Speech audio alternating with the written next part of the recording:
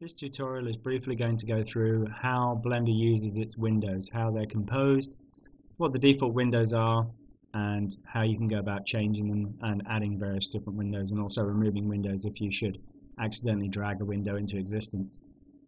This is the default Blender view. This is window 1, 2, 3, 4, 5, and 6. There's also a hidden window up here, which not many people know about, and that is where the Python script is running. So if you should move a cube, do an object, anything, you'll actually see a bunch of Python script running up here. If you've accidentally dragged the top window, don't think you've broken Blender, don't worry, just drag it back up. You don't need to see what's running up there. The window on the left here is the Tools panel. This can be hidden or shown using the T key, and also a nice example of how to give you some more space to work in should you want all of this extra room for modeling. Another way to get extra room for modeling is brilliant in Blender is to use the Shift and spacebar, which will hide the other side, and in combination with the T key gives you an absolutely full screen for editing and viewing your scene. So bring those back with T for the toolbar, and again Shift space brings back the other windows. You can resize and add any type of window in Blender very quickly. You can increase and decrease various windows using the sizing tools here. You can change a window type using any one of these little keys here. So for instance, if I wanted to use a node editor, I can switch to that. If I want this to be my 3D view, I can switch it back again. By default, Blender gives you the tools window. Information here about the tools that you're using appear down below here. Your main edit bar with a time view. So this is if you're using animation, you've got a time bar down here.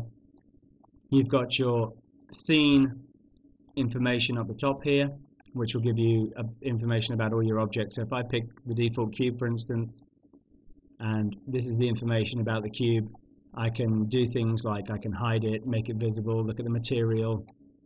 So if I click here, and I can make it invisible, unselectable, unrenderable, or I can do those objects from within the window here. So I can choose my lamp or the camera, or vice versa. I can do it from over here. This window is also a very useful one, which sometimes disappears, and this will give you all the information about your scene and how to select materials, your world, various other things, modifiers, particle systems, and very, very in-depth stuff. So realistically, you do want to keep the default view as sort of realistically like this as possible. You can include and add a new window simply by dragging any of these lines across, and then you get a duplicate of what you had open. So on this side, we don't really want the toolbar open, so we can hide it like that. Or we might say, I want to have a UV image editor on the right-hand pane and the 3D viewport over here. Or you might say, I want to have a different view. So on this side, I'm going to look from the top view, and from this window, I want it to be the front view. If there's any particular view settings you want to use in Blender, you can always make them standard by using File, User Preferences, and Save as Default. And that'll amend your default loading file, and these settings will become your standards. Should you want to get rid of a window, it's always been a bit of a dilemma in Blender. You need to go to the selection tool, right-click, and choose Join Area. And then you get these funny arrows, and you need to say which arrow, so which way which window is going. So in this case, I want the left window to overwrite the right window, and I use the left mouse button, and it's gone again. Those are the basics of the graphical user interface. There are also a lot of different defaults and different ways of getting different types of window. So if I click up here, I can have a different animation layout with different window settings, again fully customizable. The compositing system, but we'll go into each of these later on. Always head back to your default window, which is your default setting with your default cube. Thank you, and join us in the next tutorial.